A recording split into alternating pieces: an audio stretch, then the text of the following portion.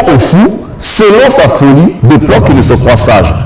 Vous savez, lorsque j'ai dit mettons la Bible de côté, pourquoi? Ce que je reproche à Choakotou, moi je ne le reproche rien, mais ce que je le reproche, c'est simplement la diffamation envers la personne.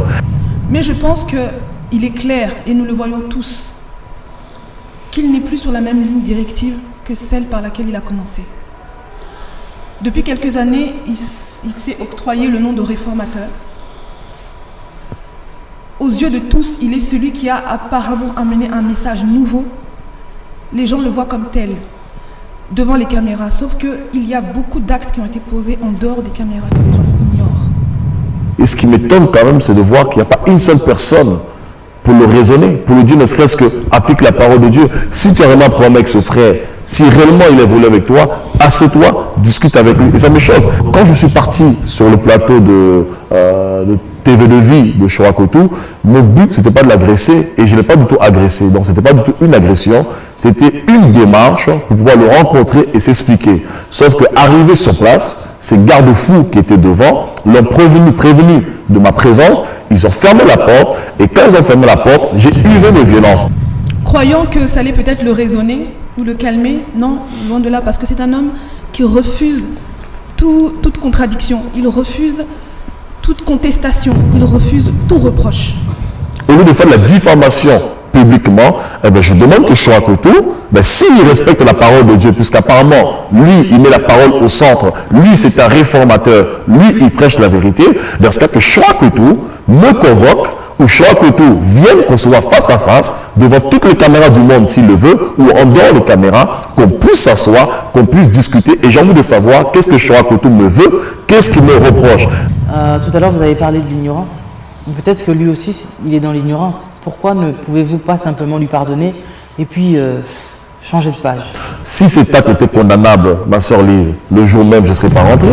Les anciens de Choakotou sont débarqués, c'était un dimanche. C'est un dimanche, en plein culte. En plein culte, devant 200 personnes.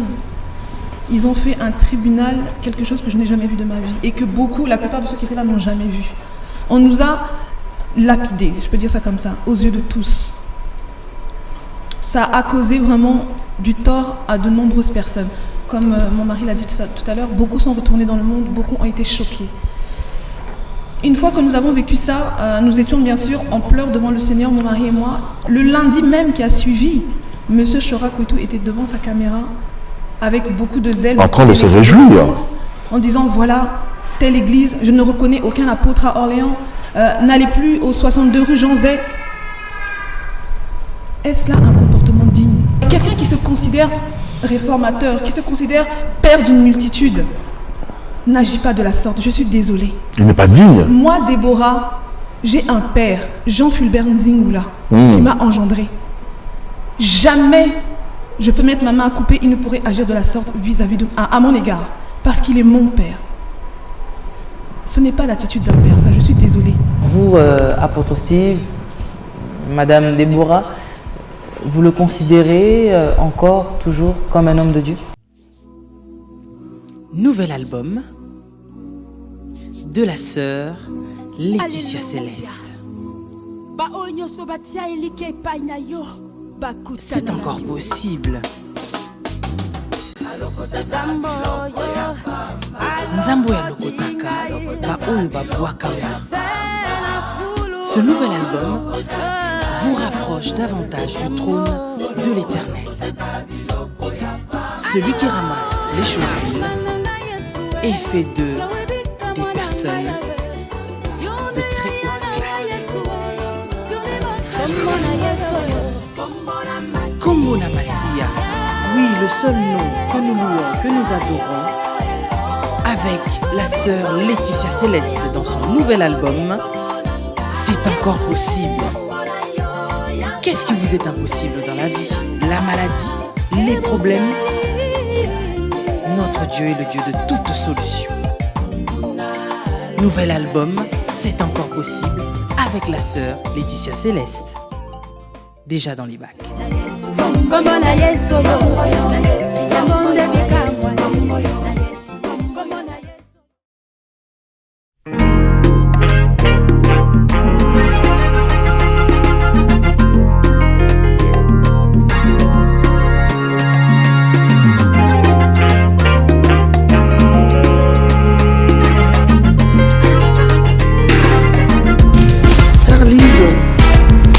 émotion na ye liboso na yo nkolo miso ya motema eza koluka komona yo bosomi na yo nde nakoyemba Jésus. Te amo, Jesus. Te entrego meu coração. Te amo, Jesus. Tu és a solução. Minha alma precisa de ti. Não de ti. Te amo.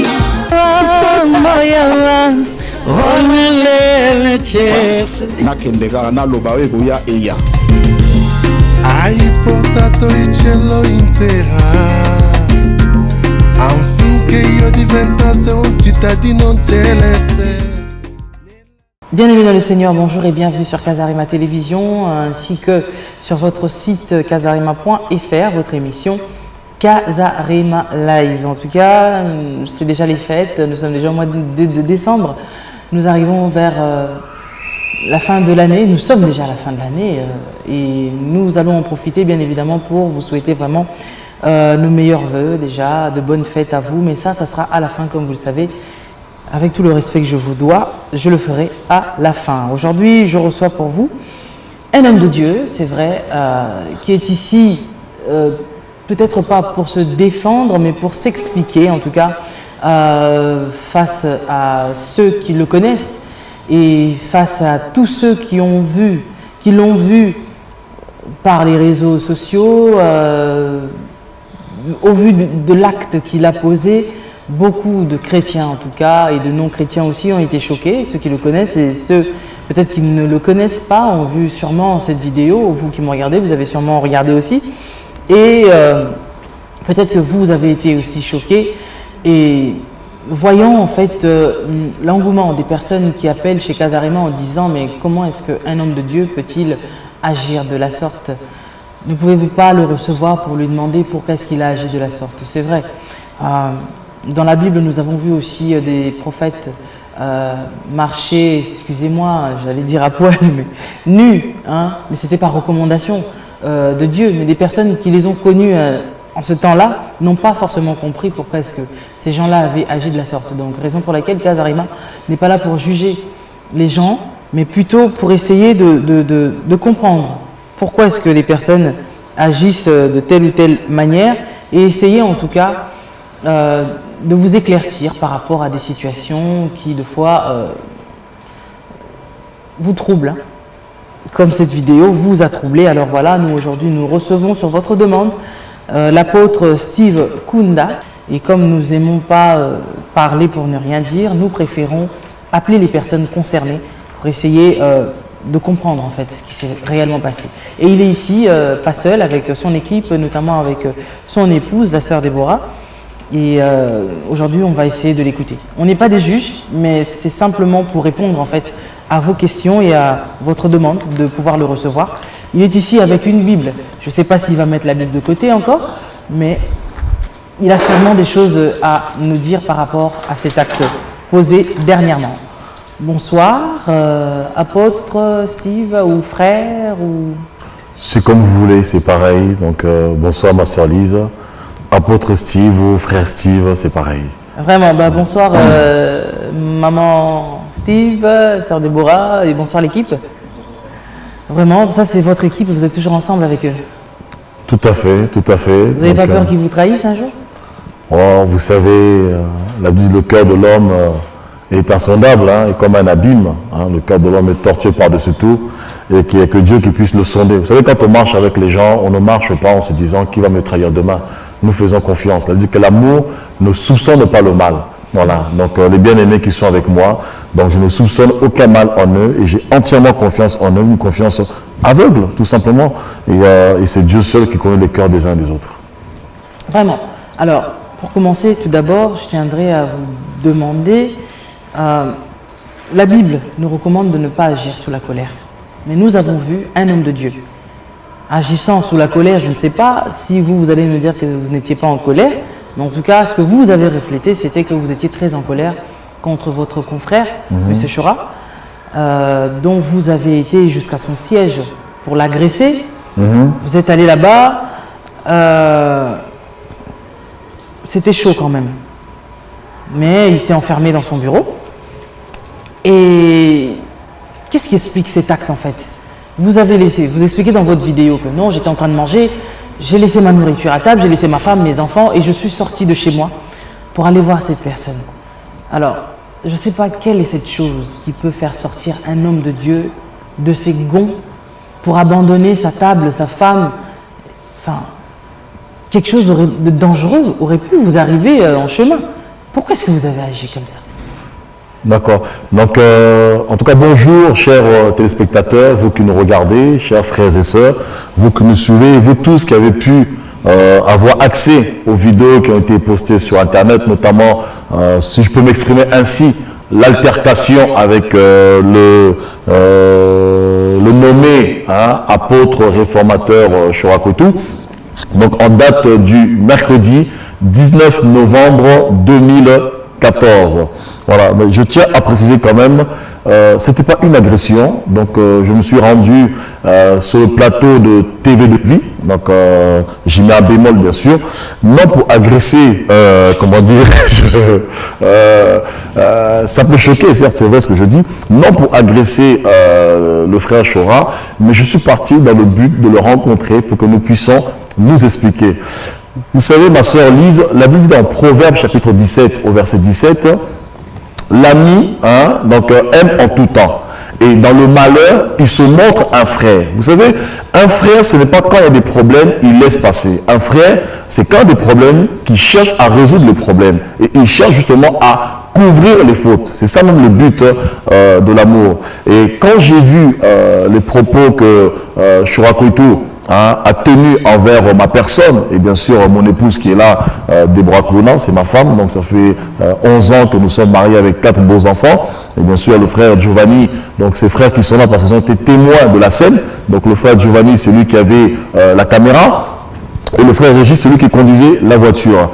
Donc quand j'ai vu les propos de M. Chorakotou, donc tout de suite, j'ai vu ma femme qui était complètement effondrée. Je me suis dit, je ne peux pas laisser faire de telles bêtises, parce que c'est quand même mon épouse, et je ne peux pas accepter qu'elle puisse, être mise en pâture comme ça, voilà, au devant de la scène. Donc j'ai pris la décision de partir à Paris.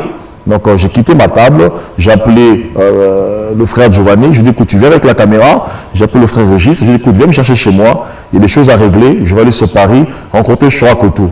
Voilà, ça fait un certain temps déjà, il y a eu beaucoup de non-dits, il y a eu beaucoup, comment dirais-je, d'intimidation de la part de Chorakotou, il y a eu beaucoup de propos qu'il a tenus à mon égard, j'ai laissé passer, parce que beaucoup de gens m'ont conseillé, ça fait pratiquement un an, beaucoup de gens m'ont conseillé justement de garder le silence, et là je trouvais que trop, ça faisait trop, voilà. Donc je suis parti à Paris, et quand j'ai pris la route, je pense que les frères étaient témoins dans la voiture, j'étais en calme, j'étais dans la paix, j'avais la paix de Dieu, j'étais en paix, ma démarche était d'arriver, avant bien sûr qu'il finisse son émission, même s'il finissait, c'était pas grave, on allait rallumer les spots ensemble, qu'on puisse expliquer, et dans le but de comprendre. Vous savez, la Bible dans Matthieu 18, 15 à 17, si ton frère a péché, va et reprends-le. Donc, à partir du moment où je vois que le frère a fauté, il dit des mensonges, parce que ce sont des mensonges qu'il a dit devant tout le monde, je ne peux pas le laisser dire des tels mensonges pour une personne qui se dit homme de Dieu. Donc la démarche, c'est quoi? D'aller le reprendre. Et quand on dit aller, on ne choisit pas le temps. On ne dit pas il faut aller à 5 h du matin, 2 h, 3 h. C'est à l'instant où on est informé de la supercherie, on doit aller vers la personne. Quand je suis parti sur le plateau de TV de Vie de Chorakotou, mon but c'était pas de l'agresser et je ne l'ai pas du tout agressé. Donc c'était pas du tout une agression, c'était une démarche pour pouvoir le rencontrer et s'expliquer. Sauf que arrivé sur place, ces garde-fous qui étaient devant l'ont prévenu de ma présence, ils ont fermé la porte et quand ils ont fermé la porte, j'ai usé de violence. Vous savez, ça peut choquer ce que je vais vous dire. La Bible dans Matthieu 11, 12, depuis le temps de Jean-Baptiste, le royaume de Dieu est forcé. Ce sont les violents qui sont à part. Vous savez, le royaume de Dieu, il ne faut pas être molasse. Il faut être mollasson. Des fois, il faut se faire violence. Quand on veut régler des problèmes, il faut régler les problèmes. D'autant plus, vous allez voir sur YouTube, au mois de juillet, j'ai posté au moins 4-5 enregistrements de suite où j'appelais Chorakotou justement, je faisais une demande pour le rencontrer. Il a refusé. La première fois, il a refusé. La deuxième fois, j'ai associé tous ses pasteurs, tous ses collaborateurs pour le rencontrer. Il a chargé deux de ses collaborateurs, le pasteur Gilbert Loata et Loufiane Dongala, qui s'occupe du pain quotidien, l'œuvre sociale de l'ANJC. Et ils vont m'appeler pour me dire, Chora a dit, si tu viens à Paris pour le rencontrer, il portera plainte contre toi pour agression physique et agression morale. Finalement, je les ai tombés. Et là, c'était trop. Et par-dessus tout, vous me dites en parallèle pourquoi je n'ai pas répondu comme Jésus-Christ. Vous savez, devant Ponce Pilate, Jésus a répondu quand même. Jésus n'est pas resté silencieux. La seule fois où Jésus est resté silencieux, c'est quand justement Ponce Pilate lui posera la question, qu'est-ce qu'est la vérité? Et là, Jésus restera silencieux. Mais sinon, Jésus a dit à Ponce Pilate que mon royaume n'est pas de ce monde. Si mon royaume était de ce monde, j'aurais combattu, mes serviteurs auraient combattu, ou mon Père aura envoyé une armée d'anges pour combattre pour moi. Oui, Jésus a parlé. Et deuxièmement, comment dirais-je, quand j'ai rencontré Chora Koto... Il a parlé parce que c'est eux qui ont été chercher Jésus pour le ramener là devant eux. Mais ce n'est pas Jésus qui est venu de lui-même. Alors le contexte est un peu différent, mais c'est la même chose. Pourquoi? Parce que c'est Chora Koto qui m'a cherché. Donc c'est lui qui a provoqué cette action-là. Donc c'est pas moi qui me suis levé dans son coup comme un fou. Vous savez, la Bible dans Proverbe 26 au verset 4, ma sœur Lise, ne répond pas au fou selon sa folie, de peur que tu deviennes fou comme lui. Voyez, ça c'est la première partie du verset. Proverbe 26 au verset 4. Et par contre, le verset 5 dit, réponds au fou selon sa folie, de peur qu'il ne se croit sage. Ça veut dire quoi littéralement? La Bible nous dit, quand tu es face à un fou, quelqu'un qui te pose des problèmes, ne lui réponds pas selon lui, de peur que tu deviennes fou comme lui. Mais il y a un moment, quand il persiste dans sa folie, dans ce cas, deviens fou comme lui, pour essayer de le freiner un peu dans sa bêtise. Donc, ce que je fais, pendant novembre, lorsque Chora Koto, avec son équipe, ont détruit l'église d'Orléans, je dis bien, ils ont détruit l'église d'Orléans, parce qu'il a fait une œuvre de destruction. Je n'ai pas réagi de novembre jusqu'en juillet de novembre 2013 en juillet 2014. Et là, récemment, par rapport aux événements récents, lorsqu'il a parlé de moi ce mercredi 19 novembre. Il a détruit l'œuvre. L'église n'existe plus. Ben, il a cassé l'œuvre. De 200 personnes, on se trouvait à 8 personnes. Beaucoup sont retournés dans le monde. Mais si la volonté de Dieu, l'œuvre continuera. Non, ma soeur, l'œuvre continue. Quand je dis il a détruit l'œuvre, comprenez ce qu'on veut dire, nous sommes l'œuvre de Dieu. La Bible dit dans 1 Corinthiens 3... Est-ce qu'un homme peut détruire l'œuvre de Dieu? Non, en fait, il faut comprendre ce que je suis en train de dire. Un homme ne peut pas détruire l'œuvre de Dieu. Dans Acte 5, Gamaliel dira, si cette œuvre est de Dieu, elle continuera. Si elle n'est pas de Dieu, elle s'arrêtera. Mais ce qu'il faut comprendre, c'est que nous, en tant que personne, nous sommes l'œuvre de Dieu. Dans 1 Corinthiens 3, l'apôtre Paul dira, vous êtes le champ de Dieu. Hein? Donc nous sommes ouvriers avec Dieu, nous sommes le champ de Dieu. Nous sommes l'œuvre de Dieu. Donc en tant que personne, œuvre de Dieu aussi, nous pouvons recevoir des coups. Et il y en a qui sont retournés dans le monde. Certainement demain, il y en a que Dieu a restauré. Ils sont revenus à l'Assemblée. Et d'autres, certainement, avec le temps, Dieu va restaurer. Donc lorsque je dis que Chora a détruit l'Église, ce n'est pas qu'il a détruit, il peut arrêter l'œuvre de Dieu. Non, sauf que sur l'instant même, beaucoup d'âmes ont été détruites. Voilà, beaucoup d'âmes ont été détruites, beaucoup sont retournés dans le monde, beaucoup ne prient même plus, beaucoup sont choqués par rapport à l'action de Chora Koto. Et moi, en tant que pasteur, en tant qu'homme de Dieu, je ne peux pas rester insensible lorsque le corps de Christ prend un coup. Ne sont-elles pas les âmes du Seigneur? S'il y a des personnes qui sortent d'une église, c'est à Dieu de s'en charger. C'est pas à nous, en tant qu'hommes, de se charger. Peut-être qu'il y a des gens qui sont des fils de la perdition et qui sont destinés à être perdus, tout simplement. Alors, pourquoi sans souci? Sans souci, c'est tout à fait normal. Ma soeur Lise, vous avez quand même des enfants. Si vos enfants vont mal, vous ne restez pas insensible devant leur souffrance quand même. Vous avez des enfants en tant que parents. Donc c'est pareil, en tant que pasteur, nous sommes des pères. Mais pourquoi ne pas prier Dieu? Le Dieu qui a fait que ces personnes commencent à prier, ce même Dieu peut les ramener aussi à l'église. Mais ma soeur Lise, la Bible dit, pleurez avec ceux qui pleurent, réjouissez-vous avec ceux qui se réjouissent. Vous savez, quand je dis mettez la Bible de côté, on va dire, il veut mettre la Bible de côté. Et quand je suis biblique, la Bible de côté. Mais je vais d'abord répondre quand même à cette question-là, et je vais vous répondre bien sûr. Ce que je veux dire par là, c'est quoi? C'est qu'en tant que berger, le rôle d'un berger, c'est justement de veiller sur le troupeau par rapport au loup. Dans Acte 20, lorsque l'apôtre Paul va prendre congé des anciens d'Éphèse, il dira, veillez sur le troupeau sur lequel le Seigneur vous a établi éveil, car il s'élèvera après moi des loups ravisseurs. Donc le rôle d'un berger, c'est de veiller. Lorsque les loups viennent pour arracher, détruire les brebis, on doit être là pour protéger. C'est sûr que Dieu est souverain, mais Dieu a aussi établi des hommes. Et je veux rebondir là-dessus, parce qu'on dit apparemment, comme j'avais dit, mettons la Bible de côté. Vous savez, ce que je trouve vraiment dommage, de voir un tel niveau d'immaturité chez les chrétiens. Voyez? Et surtout, Chorakotou notamment, qui va se servir de ma vidéo, parce qu'il a court d'arguments, il va se servir de ma vidéo pour pouvoir m'accabler. Ça ne m'accable pas de tout, parce que tout s'explique dans la Bible. Vous savez, lorsque je dis, mettons la Bible de côté, pourquoi? Parce que Jésus dit une chose dans Matthieu 5, à partir du verset 43. La Bible dit, lorsque tu vas déposer ton offrande sur l'autel, et qu'en chemin, tu te rends compte que tu as un problème avec ton frère, dépose ton offrande, va d'abord régler le problème, et ensuite tu reprends ton offrande, tu l'offres à Dieu.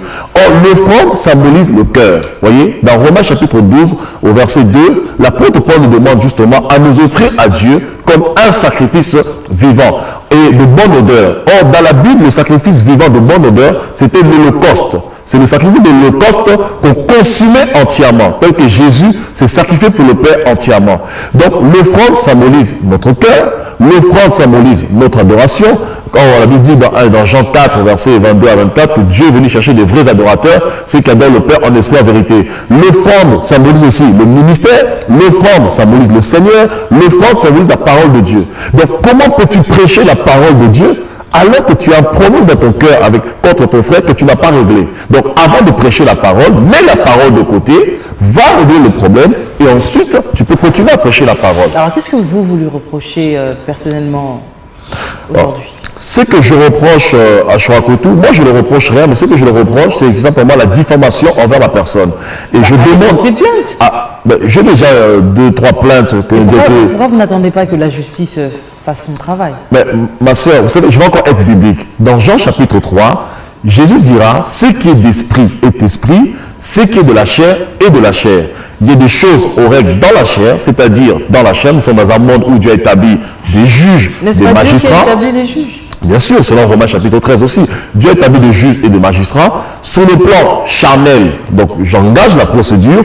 Et comme aussi c'est une affaire spirituelle, puisqu'on parle de la parole de Dieu quand même, parce qu'il m'attaque par rapport au ministère que Dieu m'a donné, et sur le plan, excusez-moi, ministériel, nous y répondons avec la parole de Dieu. Donc je demande à Chorakotou, au lieu de faire de la diffamation publiquement, je demande que Chorakotou, s'il respecte la parole de Dieu, puisqu'apparemment, lui, il met la parole au centre, lui, c'est un réformateur, lui, il prêche la vérité, dans ce cas que Chorakotou me convoque, ou Chorakotou vienne, qu'on se voit face à face, devant toutes les caméras du monde, s'il le veut, ou en dehors des caméras, qu'on puisse s'asseoir, qu'on puisse discuter, et j'ai envie de savoir qu'est-ce que Chorakotou me veut, qu'est-ce qu'il me reproche. D'après ce que j'ai entendu, Chorakotou dit apparemment, j'ai volé de l'argent. Je suis indigné, choqué, étonné, parce que j'ai évolué pendant 10 ans dans ce ministère-là. Mon épouse est là, témoin. Jamais Chorakotou m'a donné 1 euro. Par contre, dans ce ministère-là, j'ai semé beaucoup. Votre femme comme témoin. Elle est témoin parce qu'elle partage tout avec moi, mon épouse. C'est mon alter ego. Ça va pas passer quand même de prendre votre épouse, parce que vous connaissez l'histoire d'Ananias et Saphira. Mais sauf que mon épouse et moi, nous ne sommes pas Ananias et Saphira. Donc nous avons pris l'argent de personne, et encore moins le champ de qui que ce soit. Et pour revenir justement à ce que vous disiez tantôt, par rapport aux témoins, il y a sa propre belle-sœur, Maman Adolo, la femme de Papa Deba Massamba, qui s'occupait de la trésorerie à Massy. Elle-même confirme clairement que jamais j'ai pris un sou. Les problèmes de loyer... Trésorier? Non, je ne suis pas trésorier, c'est sa belle-sœur qui était trésorière. Et sa belle-sœur qui était trésorière, c'était en fait c'est la femme d'un de ses grands frères qui était trésorière. Elle-même confirme et atteste que jamais j'ai pris un sou dans cette église. Et par contre, les problèmes de cette église sont venus une fois que moi j'ai quitté. Il y avait un pasteur qui m'avait remplacé, le pasteur Christian, et c'est là où les problèmes de loyer sont venus. Ils avaient des problèmes de loyer, l'église n'avançait plus. Et d'ailleurs, cette église, à l'heure où je parle, n'existait même plus. Voilà, comme généralement la plupart des églises implantées par Chorakotou. Mais cette église, à l'heure où je parle actuellement, n'existe plus. Donc vous voyez que le problème ne vient pas de moi. Donc, quand on a mal-être, il faut dans ce cas discuter. Et pourquoi est-ce que vous voulez jouer le rôle des anges? C'est pas aux anges de se charger de ce problème. Laissez les choses croître, et puis à la fin, il se passera ce qui doit se passer. Je pense que cette question, c'est plutôt à Chorakotou, vous devez poser la question, c'est pas moi. Parce que moi, je ne joue pas le rôle des anges. Moi, en tant qu'ange, en tant que messager, je suis là pour servir le Seigneur. C'est lui qui m'attaque. Donc, à partir du moment il est incisif envers ma personne, il m'envoie des missives par médias interposés, et je pense déjà que c'est honteux. Donc, pour enfants de Dieu, de se répandre, hein, de se répandre par médias interposés, c'est très honteux. Une personne qui insulte tout le monde, pourquoi répondre à cette personne? Ben, c'est ce que je vous ai dit. Parce que c'est pas seulement... Vous savez, si ça venait d'un païen... Être au-dessus de cette personne. Ben, alors, au-dessus de tous ces problèmes, en fait. Je suis au-dessus de ces problèmes. Mais ce qu'il faut comprendre, c'est que c'est comme l'œuvre du Seigneur. Voilà, on n'est pas en train de jouer. Vous voyez, la Bible dit dans 2 Corinthiens 4, si notre évangile est voilé, il est voilé pour ceux qui périssent. Ceux dont le Dieu de ce siècle a aveuglé l'intelligence. Vous savez, quand c'est les païens qui peuvent critiquer des personnes extérieures, bon, on laisse passer parce qu'on sait que c'est l'aveuglement.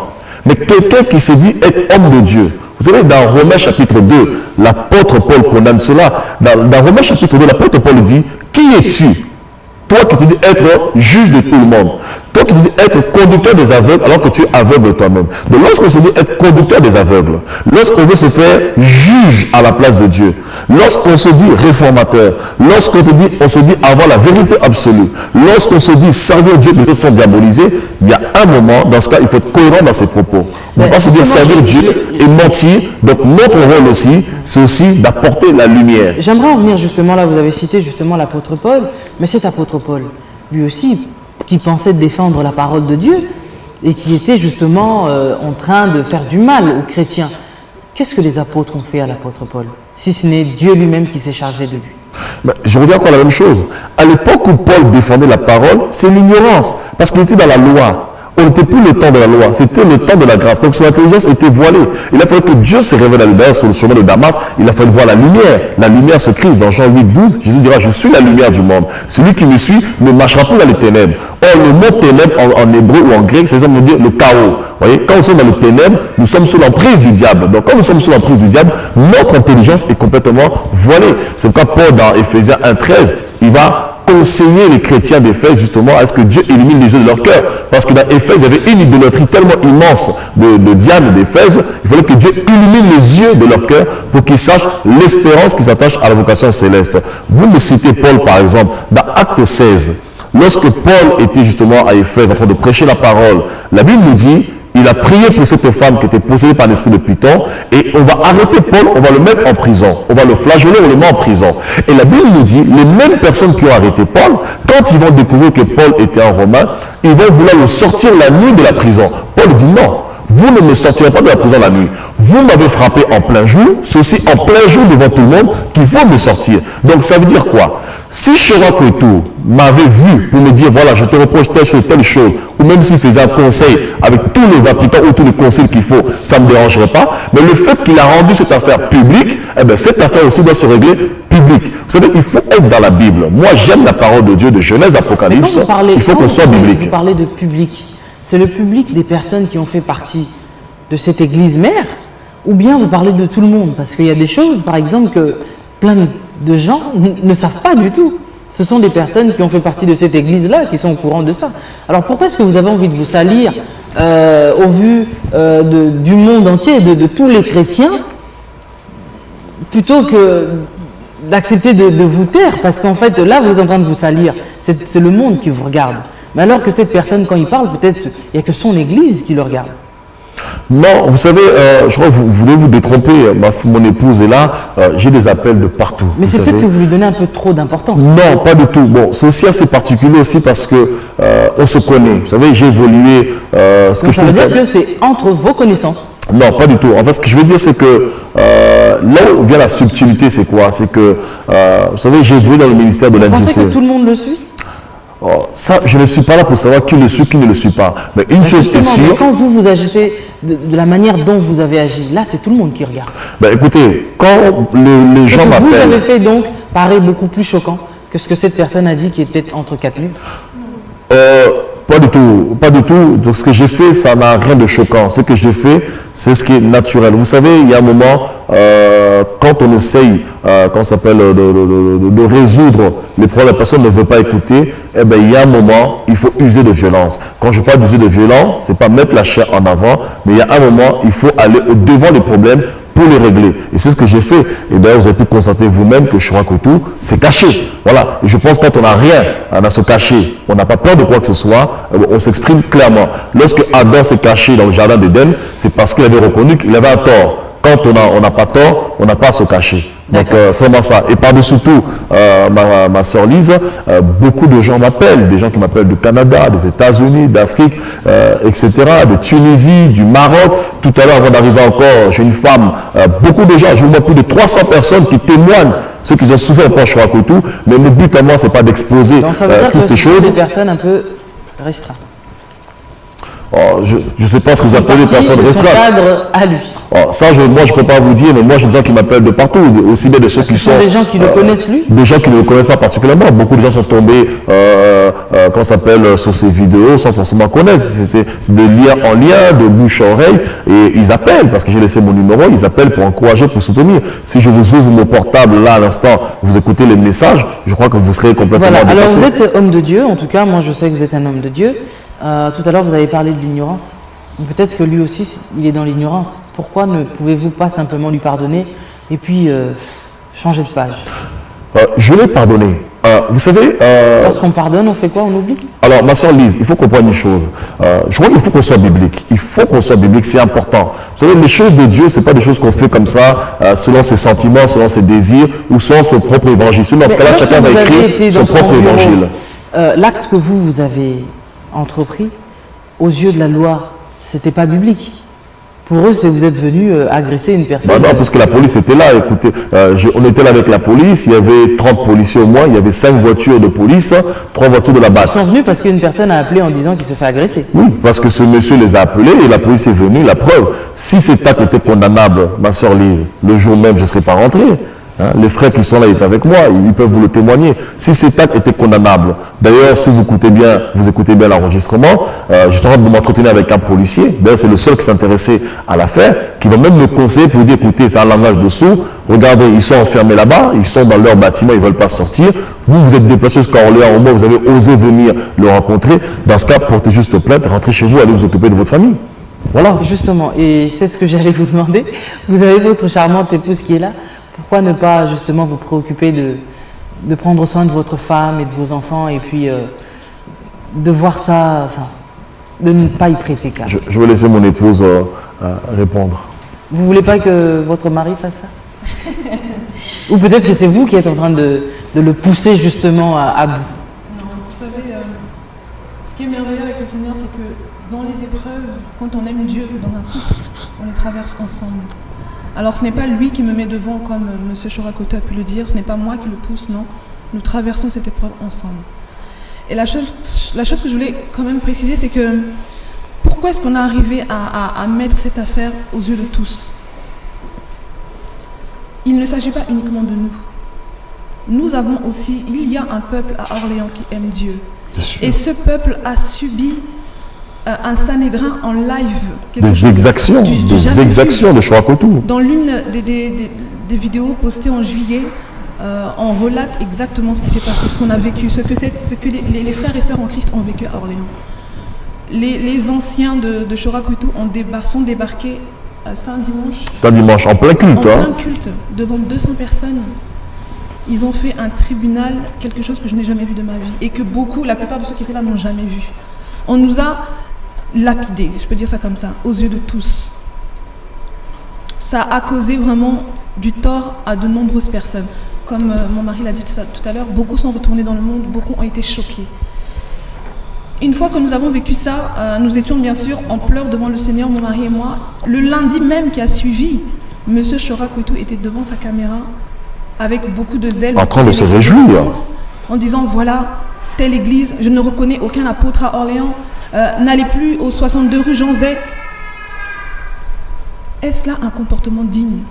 Alors, pour revenir un petit peu, ma sœur, à ce que vous venez de dire qu'il y a des gens qui sont retournés dans le monde, peut-être que l'a dit tout à l'heure votre mari, j'aimerais savoir si vous pouvez me donner la définition d'une personne qui accepte le Seigneur Jésus-Christ comme son Seigneur et Sauveur. Est-ce qu'on l'accepte parce que c'est son pasteur qui nous dit « tu dois accepter Jésus » ou bien on l'accepte parce qu'on a fait une rencontre personnelle avec le Christ et que peu importe ce qui peut nous arriver, on tient bon? on garde la foi et on ne va pas retourner dans le monde parce que quelqu'un est venu nous agresser, parce que quelqu'un a dit X ou Y chose. Si tu peux juste me permettre d'y répondre rapidement, je vais être bref là-dessus. Ma soeur Lise, il faut vraiment qu'on se comprenne. Je comprends tout à fait vos questions sont pertinentes. Parce que ce sont les questions des personnes qui ont regardé cette vidéo et qui sont en train de suivre un petit peu l'affaire, comment ça se passe. Je vais vous répondre. Et d'autres personnes qui vous ont vu et qui vous connaissent comme un homme de bien, un homme calme, tranquille, qui a laissé sa vie passer derrière lui, et de vous voir comme ça. Ma vie et des passée, gens qui vous aiment et qui se disent, mais pourquoi vous n'êtes pas plus fort que cette personne qui est en train de vous faire c'est du ça mal? même la force. La force, c'est quoi la force? Vous savez, la position de force, ce n'est pas d'écraser. La position de force, ce n'est pas de dominer. La position de force, justement, c'est de s'abaisser et relever l'autre. Et ma démarche, tout à l'heure, je vous ai cité Proverbe 26,4 et le Proverbe 26, verset 5. Le verset 4 dit, ne réponds pas au fou selon sa folie. La première partie, je l'ai accomplie.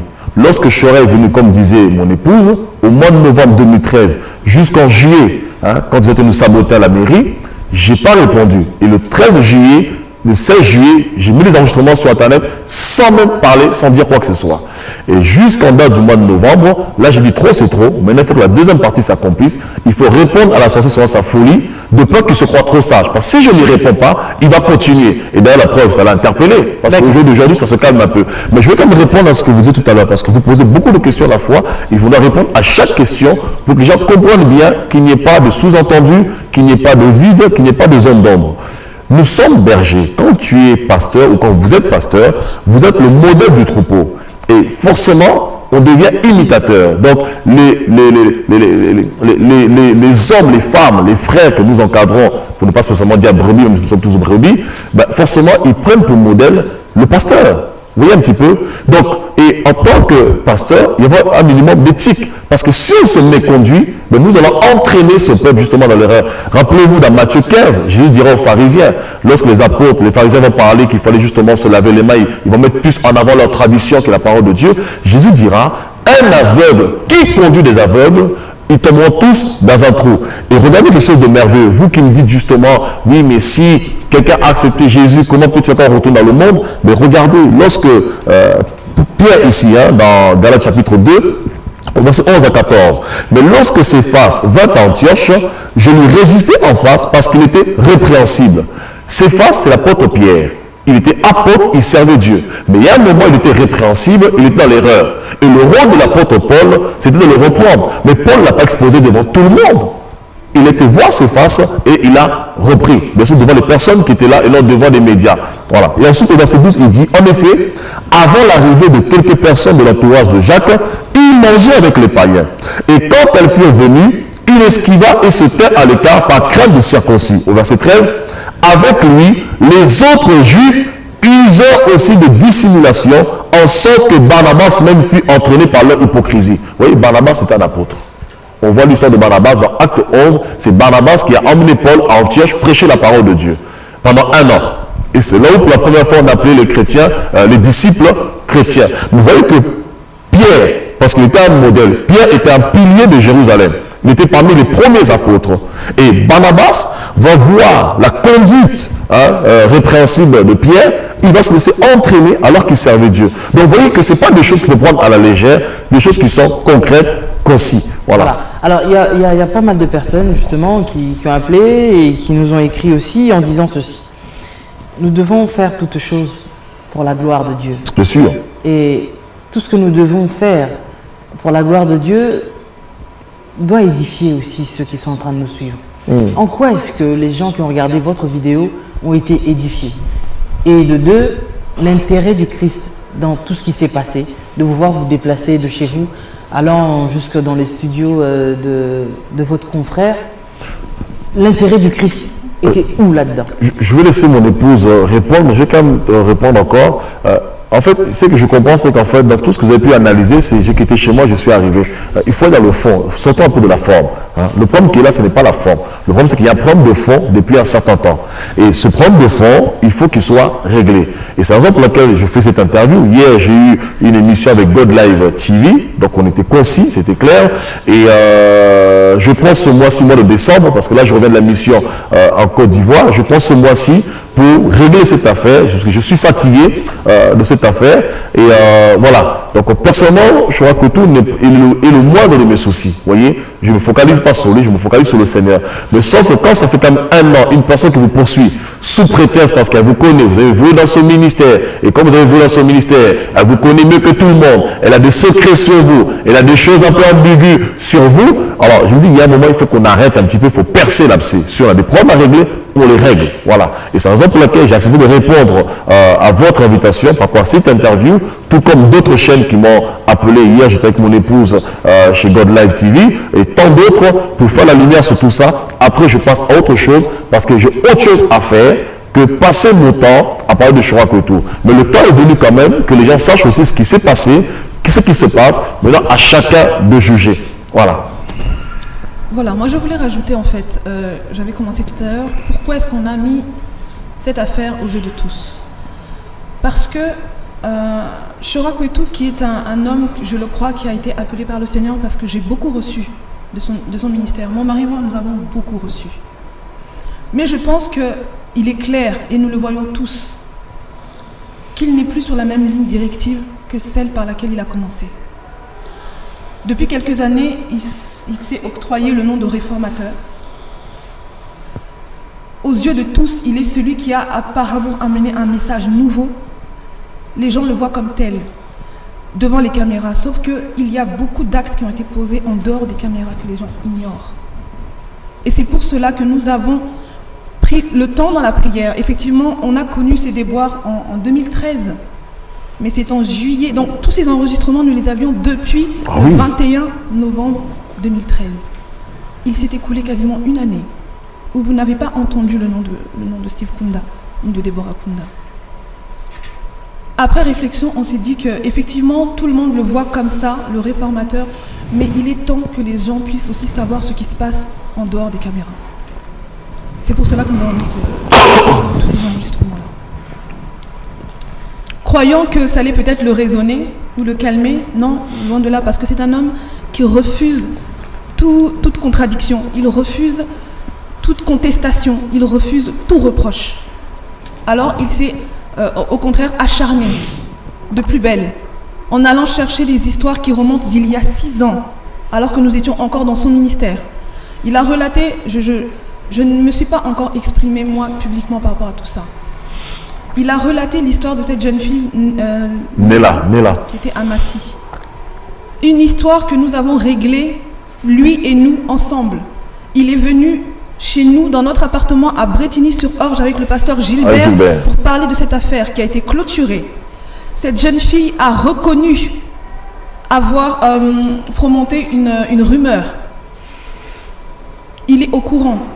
Une autre jeune fille qui était dans son ministère, nommée Hubert, qui a reconnu avoir pratiqué des sciences occultes pour nous séparer, mon mari et moi, en utilisant cette jeune fille Nella. C'est ça. Il est au courant,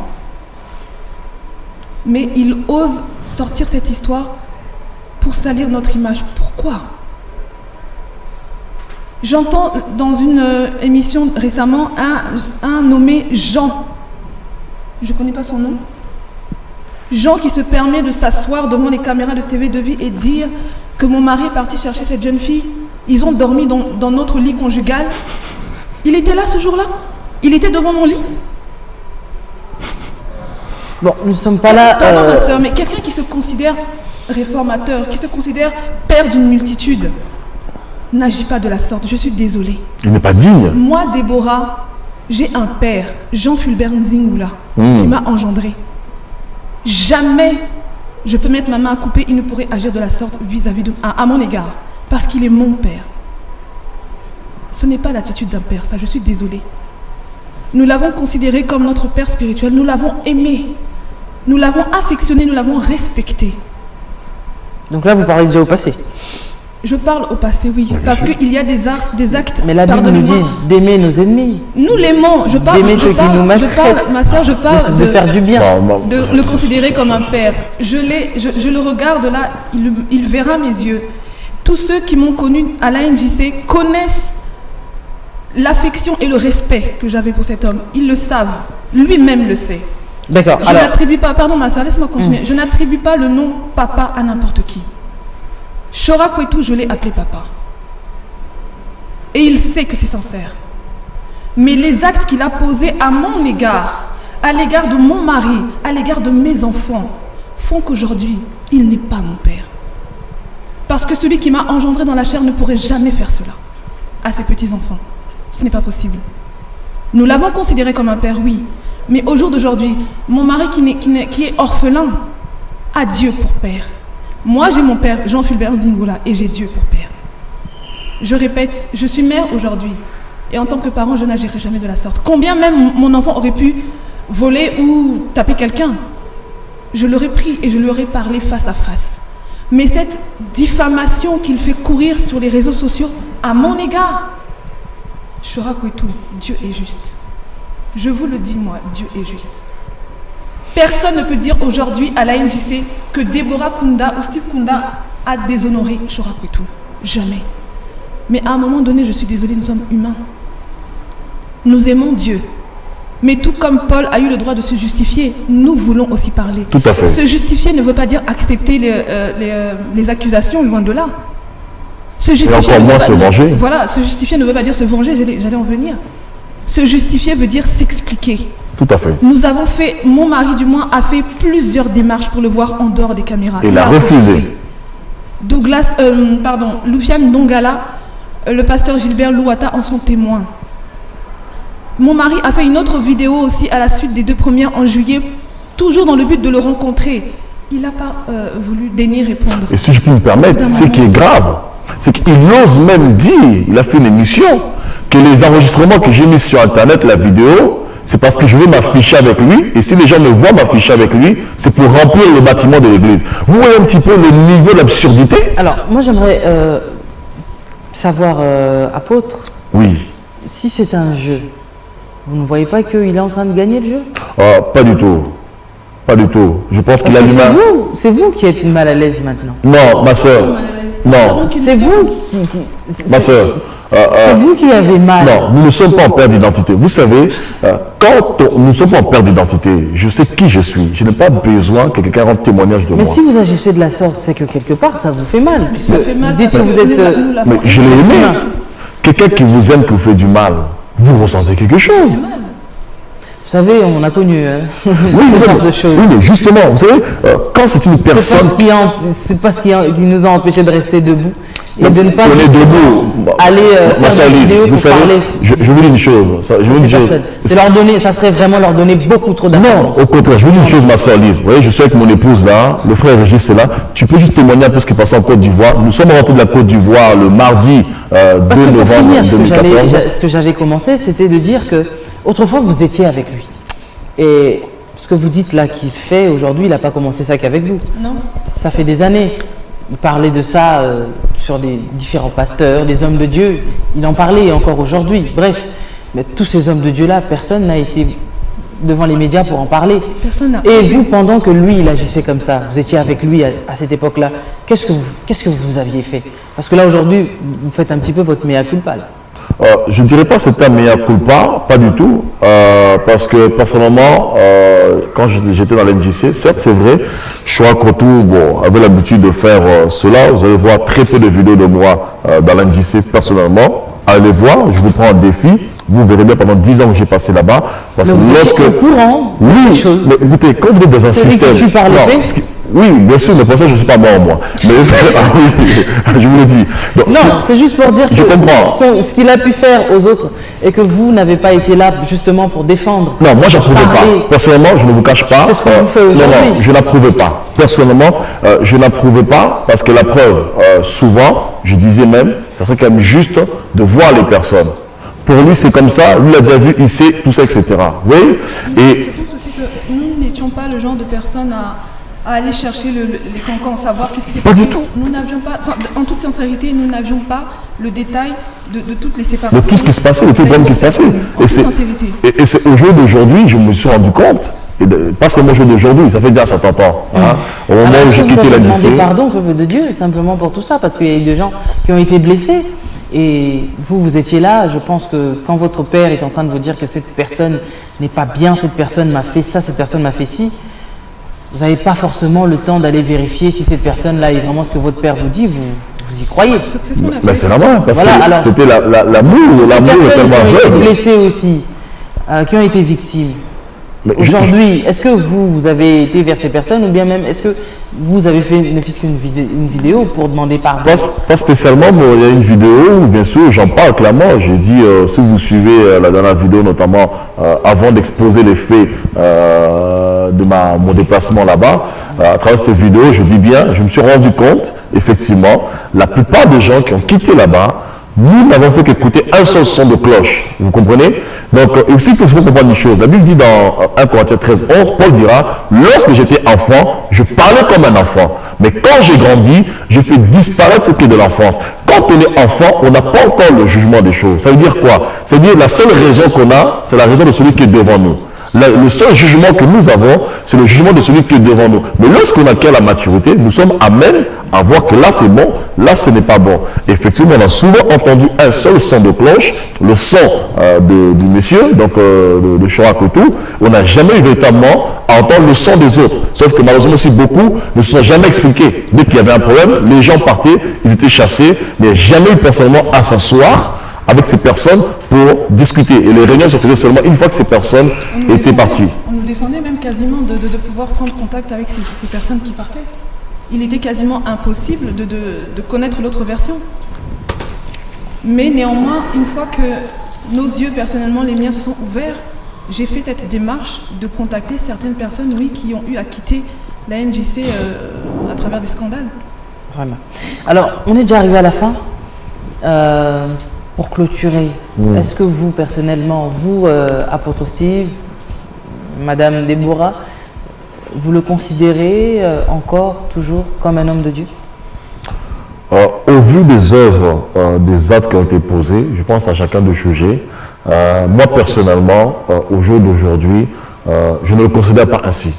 Voilà. Je dis haut et fort. Vous savez, un homme de Dieu, ce n'est pas les miracles. Satan fait des miracles. Voilà, c'est pas ça. On reconnaît un homme de Dieu à partir du moment où nous pratiquons la parole de Dieu.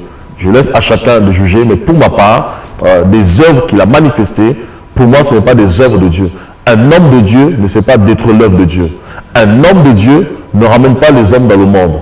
Un homme de Dieu ne cherche pas à détruire des vies d'autrui. Un homme de Dieu, c'est celui qui ramène les hommes vers Dieu et Dieu vers les hommes. C'est celui qui réconcilie les hommes avec Dieu, celui qui réconcilie Dieu avec les hommes. Voilà. Sauf que ce travail qui se fait, ce n'est pas un travail d'un homme de Dieu. Je le dis bien sûr avec mes mots, je le pèse mes mots et je dis clairement, pour moi, vous avez la réponse. Et néanmoins quand même, je tiens encore à réitérer encore ce que j'ai dit d'emblée quand on a commencé l'émission. Pour tous ceux qui ont pu vivre ou suivre éventuellement tout cet tintamarre qu'ils ont pu voir sur YouTube, sur les réseaux sociaux, pour ceux qui ont été choqués, que Dieu vous garde, que Dieu vous soutienne. Je leur demande pardon en mon nom, au nom du Seigneur et aussi au nom de l'œuvre, hein, bien sûr, du collège d'anciens qui est avec moi. Mais le but de tout ça, ce n'est pas d'infliger un homme, de condamner un homme. Le but de ça, c'est d'exposer les faits conformément à Acte 16. Dans Acte 16, Paul a défendu son ministère et toute sa vie, Paul n'a fait que défendre et se justifier par rapport à son ministère. Donc lorsqu'un homme dit, il y a un faux pasteur qui s'appelle Steve Kunda, c'est un faux apôtre, il n'existe pas, c'est des mensonges, c'est un voleur, donc quelque part c'est pour discréditer le ministère que Dieu m'a donné. Donc vous, Eh bien, mon rôle aussi, c'est de défendre l'appel que Dieu m'a donné. C'est tout à fait légitime. Non, je dis que vous avez dit que vous ne le considérez pas comme un homme de Dieu. Pour vous, il est qui? Pour moi, il est qui? Il est tout sauf un homme de Dieu, présentement. Maintenant, s'il se répand, oui, il peut redevenir un homme de Dieu. Ah, ça, c'est clair. Eh bien, merci. Nous sommes déjà arrivés à la fin. Vous aviez un mot de la fin? Oui, le mot de la fin, c'est genre deux mots, si je peux dire ainsi. Le premier mot, c'est que je suis vraiment outré subjugué, je suis choqué, les adjectifs me manquent, les qualificatifs me manquent, de voir le nombre de personnes que Chora Kwetu attire, je dis bien attire, et de voir le nombre de personnes qui suivent Chora Kwetu. Et que personne, pas une seule personne ne puisse conseiller à ce serviteur de le Vous voir. l'aviez conseillé autrefois? Mais bien sûr. Ah oui, et il peut vous le dire. Ça, je peux vous préciser que... peut-être que ces personnes le conseillent aussi. Pardon? Peut-être, mais je suis quand même choqué de voir le nombre de personnes qui le suivent, qui le regardent. Toutes ces personnes qui se réunissent à ces réunions, et ce qui me choque des réunions dites réunions de réveil, et ce qui m'étonne quand même, c'est de voir qu'il n'y a pas une seule personne pour le raisonner, pour lui dire ne serait-ce que applique la parole de Dieu. Si tu as vraiment un problème avec ce frère, si réellement il est voulu avec toi, assieds-toi, discute avec lui. Et ça me choque. Et récemment, il fait une vidéo justement pour se rattraper. Steve, si vraiment je suis ton père spirituel, reviens. Mais c'est pas comme ça que ça marche. Vous pouvez voir la vidéo sur Internet. C'est pas comme ça que ça marche. C'est pas à la fin qu'on va mettre les sentiments. Je suis désolé. On doit s'asseoir, on doit discuter. On ne met pas les sentiments dans le père spirituel. Si aujourd'hui, il acceptait justement de vous recevoir, vous parliez à huis clos, vous accepteriez? Bien sûr. Bien sûr, j'attends que ça. Quelque part, un grand pardon pour toutes les personnes qui ont été outrées et choquées, autant que moi je n'ai pu l'être. C'est vrai que nous étions les premiers concernés, mais je sais que le corps de Christ souffre beaucoup de ce genre de scandale qui ne devrait même pas avoir lieu. Mais je le redis, nous avons fait beaucoup de démarches dans les coulisses pour le voir hors caméra. Il a refusé. Il ne nous a pas laissé le choix que de porter ça publiquement afin que ça soit réglé. Et c'est toujours pas réglé parce que nous ne l'avons pas encore vu. Donc s'il veut que tout cela cesse, c'est notre souhait aussi. Asseyons-nous comme des adultes. Discutons. Ramener les choses du passé, je pense que ça ne sert à rien si ce n'est attiser les querelles. Donc, celui qui répète les fautes divise, a lui dit. Voilà. Et donc vraiment un grand pardon. En tout cas, votre démarche, c'est une démarche de paix. Voilà, un grand pardon au corps de Christ pour la souffrance causée à cause de tout ça. Ça ne devrait pas avoir lieu, c'est pas possible. C'est vraiment, je pense, un très mauvais témoignage. Donc c'est à nous-mêmes d'agir pour que cela ne se reproduise pas. Ce n'est pas normal. Et je pense même, je profite sur ton mot de la fin, je pense qu'on ne règle pas les problèmes en disant, je fais une dernière vidéo contre Steve et Déborah, et puis je m'arrête là. Non, ça ne règle pas les problèmes. C'est pas en faisant des vidéos. Si on veut régler un problème, on doit appeler les personnes, on doit discuter. On ne dit pas, je fais une dernière vidéo, je dois dénoncer telle personne, et puis je ne parle plus. Voilà. Merci, en tout cas, voilà, vous avez dit ce que vous pouviez dire. En tout cas, j'espère qu'après, vous allez essayer de vous asseoir comme des bons enfants de Dieu pour essayer de parler afin que tout cela cesse, parce que je pense que ça n'édifie en rien, tout ce qui se passe, et l'intérêt du Christ. D'ailleurs, vous ne m'avez pas donné la réponse. On ne voit pas l'intérêt du Christ dans tout cela, si ce n'est de blesser encore davantage des personnes et de renvoyer encore davantage de personnes dans le monde. Et ce qui n'est pas en tout cas la démarche que le Seigneur nous a... Je suis entièrement d'accord, mais c'est quand même une épée à double tranchant parce que, dans quel sens? C'est-à-dire, il n'y a pas spécialement un intérêt à Christ, mais quand même un intérêt. Pourquoi? Il n'y a pas d'intérêt parce que quelque part, nous fermons l'accès au ciel aux païens qui nous regardent, parce que nous mettons en pâture le corps de Christ, mais quelque part, il y a aussi un intérêt, c'est que pour limiter le nombre de victimes. Parce qu'il y a un moment, s'il n'y en a pas un qui tape sur la table, ben, le nombre de victimes va s'accentuer. D'ailleurs, pour information, au moment où notre affaire est sortie avec Paul Holot, là il a parlé de nous, il avait prévu de faire une mission sur le pasteur Goffin de Nantes. Oui. Il a lâché ce pasteur Goffin, il vient de diviser l'église de Nantes juste avant nous, le 19 novembre, le mercredi, mardi 18, lundi 17. Et c'est quand notre affaire est sortie, avec Paul Holot justement, qui a fait un article dessus. C'est maintenant que les chrétiens doivent agir. Hein. Donc, quand ils veulent régler les problèmes, on passe dans les médias et puis... Non, je n'approuve pas cela. Je n'approuve pas cela parce que ce n'est pas biblique. Ce n'est pas biblique. Voilà, alors on en reparlera sûrement ultérieurement. Et j'espère que le jour où on va se revoir, vous nous direz que, bah écoutez, on a pris le temps de s'asseoir et de parler et tout ça est enfin terminé. Et je pense que c'est aussi un sujet de prière pour tous les chrétiens du monde entier, en tout cas, qui feront cette émission, de prier pour cela, de prier pour nos frères qui se sentent offensés. Nous voulons que Christ soit glorifié, et pour que Christ soit glorifié, il faut que ces choses-là cessent un petit peu. Alors, que ce soit un sujet de prière pour vous les chrétiens, si vous n'avez plus envie de voir ce genre de bavure, priez justement pour que ces choses-là cessent. Bien que je pense que les choses iront toujours de mal en pire. Parce que ne nous attendons pas à avoir la paix dans le monde, malheureusement, mais nous souhaitons simplement que Christ, qui est la paix, cette paix véritable, nous voulons avoir cette paix parce que nous avons été créés à son image et nous devons refléter le Christ.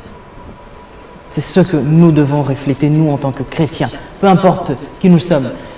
Iront au ciel, pas les pasteurs, pas les je ne sais qui, les bishops, les apôtres, mais les enfants de Dieu, ceux qui auront accepté Christ comme leur Seigneur et Sauveur et qui auront pratiqué sa parole et sa justice. Parce que lorsque vous serez arrivés là au ciel, on ne va pas vous dire que oui, apôtre tel, prophète tel, non. Ce ne sera pas ça. Alors je pense que tout ce que nous pouvons porter comme étiquette restera ici. Dieu a besoin des vrais.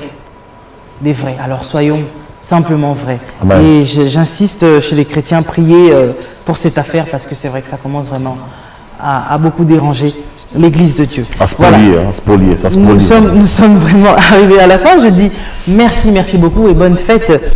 Bon, avant de commencer, je dis d'abord merci à mon équipe technique, merci à Patrick, merci à Justice, merci à notre visionnaire, le frère Blaise Manzambi, merci au prophète Nathan Bali et merci et bonne fête à la famille Kabundi. Alors je commence par la sœur Rhoda, papa François, Osé, je n'oublie pas aussi de dire merci à Nira, à Karine, à Chanel, Albert Rose, merci beaucoup, tes cadeaux sont arrivés du Canada, merci beaucoup, que Dieu te bénisse encore davantage.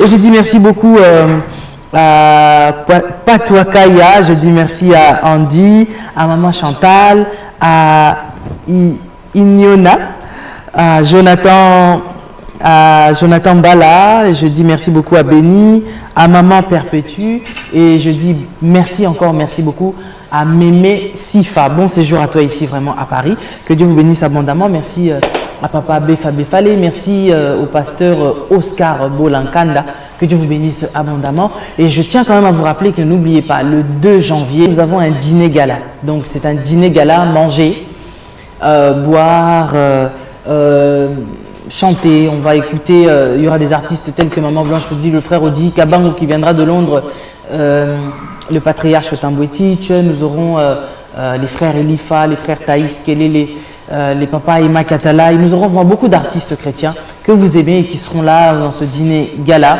Donc c'est 100 € pour une personne seule et 150 € pour le couple. Alors venez vraiment passer ce dîner gala avec nous ici sur Casarima. Ça va vous faire beaucoup de bien et je n'oublie pas de dire merci au pasteur Oscar Bolankanda qui vraiment sera là bien évidemment et le pasteur Alexis Kimboulou qui viendra de Londres avec toute son équipe ici. Nous aurons les frères Dédé et Kofo qui seront là avec nous et je dis aussi quand même chapeau chapeau bas à monsieur Chorakwetou. Je vous demanderai par là, compte tenu de la démarche de nos frères, parce que nous sommes tout d'abord des frères et des sœurs dans le Seigneur, ce qui est à Dieu, laissons Dieu faire les choses, et ce qui est aux hommes, laissons les hommes faire les choses. Alors, ce que nous pouvons faire, nous en tant qu'hommes, faire des démarches, aller voir les frères pour essayer d'arranger les choses, faisons-le. Mais la part de Dieu, laissons à Dieu de faire sa part. La part des anges, laissons aux anges de faire leur part. Et nous, notre part, faisons-le.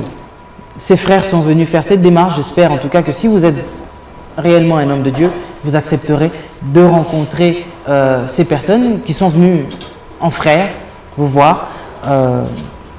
J'espère en tout cas que vous allez répondre aussi positivement en tant qu'enfant de Dieu, parce que là nous parlons des chrétiens, des enfants de Dieu, et en tant qu'enfant de Dieu, si vous reconnaissez que leur démarche est une bonne démarche, ou peut-être que vous voulez qu'ils vous envoient un courrier ou un mail, ils vont le faire, ou peut-être par téléphone, ils le feront aussi. Toutes les démarches qu'un homme peut faire, s'il faut qu'il le fasse, ils le feront, en tout cas ils sont prêts. Mais à vous aussi de répondre aussi positivement aussi à leurs demandes. Mais sachez-le aussi que il se peut aussi qu'ils soient contre, qu'ils n'acceptent pas aussi de répondre à votre demande. Cela n'ampute en rien en lui sa qualité d'homme de Dieu. Serviteur. Serviteur de Dieu, si vous le voulez. Voilà, je dis merci beaucoup au couple Toudilou, Maman Blanche et Papa Samaritain Toudilou, merci à vous. Merci beaucoup à tous ceux qui soutiennent Casarima de près ou de loin. Je dis à la sœur Karine, je dis à Mamie Ndombele, merci beaucoup à Maman Abbé Nakatia Église Péniel, et je dis merci beaucoup aussi au prophète Samuel Pandou, ainsi qu'à tous ces hommes de Dieu-là qui soutiennent Casarema et qui prient beaucoup pour nous. Priez beaucoup pour nous et soutenez-nous aussi beaucoup parce que nous sommes toujours en travaux, nous attendons toujours vos dons. Venez nous soutenir pour que nous puissions encore blinder encore plus nos studios parce que ici tout est blindé. Tout est blindé ici chez Casarema, les portes sont blindées, tout est blindé. Et Christ qui est blindé nous a blindés aussi face à toutes sortes de menaces et tout. Voilà pourquoi, peu importe ce que les gens peuvent dire, en tout cas vraiment on est au-dessus de tout ça. Que Dieu vous bénisse, à très bientôt, bye bye.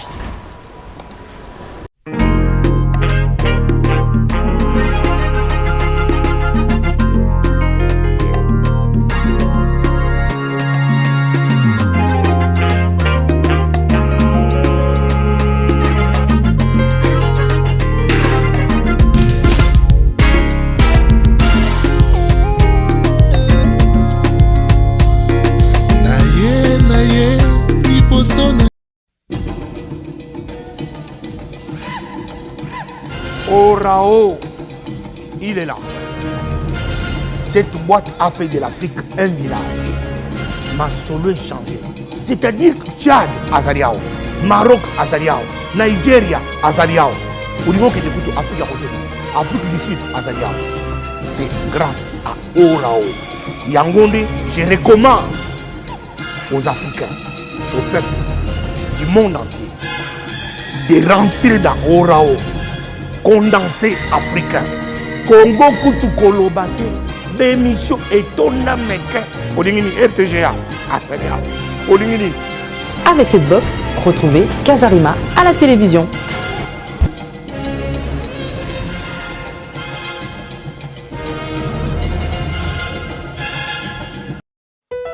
Celui qui a vaincu la nuit a vaincu le jour. Grande croisade de réveil, grande croisade d'évangélisation, grande croisade de guérison miracle, grande croisade dénommée Exode. Exode qui signifie sortie. Tu es censé sortir de quelque part. Tu es censé sortir de la vie que t'impose le diable. Tu es censé sortir de la vie que t'imposent les occultistes. Tu es censé sortir de ces modes de vie que t'imposent tes ennemis. Oui, cela est possible. Dans cette grande croisade d'évangélisation que nous organisons, c'est vendredi 19, samedi 20, dimanche 21 décembre 2014 à partir des 18h avec votre humble serviteur, l'évangéliste Odon L. Wanga. Un rendez-vous sacré à ne pas manquer. Bien-aimés dans les seigneurs, un miracle est possible pour vous dans cette croisade dénommée Exode avec pour thème ô éternel, vois leurs menaces. Il est temps que l'éternel Dieu des armées puisse pouvoir intervenir dans ta vie. Il est temps que l'avocat suprême s'élève comme étant ton défenseur afin de pouvoir transformer l'histoire de ta vie.